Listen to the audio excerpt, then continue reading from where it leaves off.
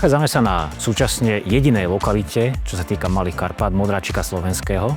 Modráčik je ohrozený tým, že plochy alebo lokality nám postupne zarastajú náletovými drevinami alebo boli v minulosti zalesnené úmyselne a oni potrebujú takéto malé otvorené plochy.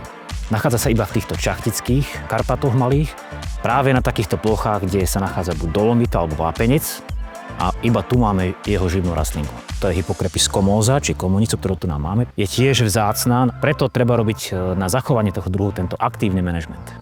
Lom v Čachticiach sa nachádza na historicky oveľa rozsiahlejších lokalitách týchto vzácnych nelesných biotopov a dá sa povedať, že je ešte spolu s Drapliakom, ktorý je kúsok od nás, takým posledným refugiom týchto vzácnych druhov, ktoré obývajú teplomilné a suchomilné lokality.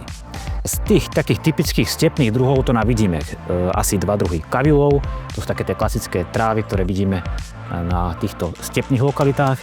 Potom sa tu nachádzajú asi dva alebo tri druhy orchideí.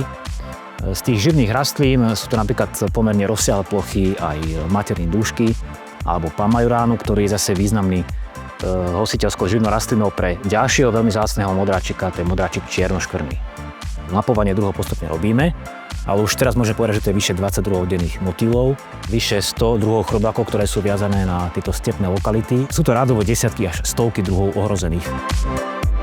Firmy, ktoré nejakým spôsobom tú prírodu využívajú ako to nerastné bohatstvo a dobývajú tu na surovinu, môžu pozitívne vplývať na biodiverzitu.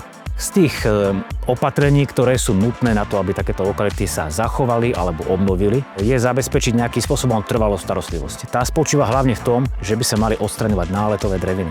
A aj táto plocha za nami bola pred 2 rokmi zbavená nejakých náletových drevín, často aj inváznych, ale tie dreviny majú stále silu nejakým spôsobom vymazovať, či už koreňou alebo pňou.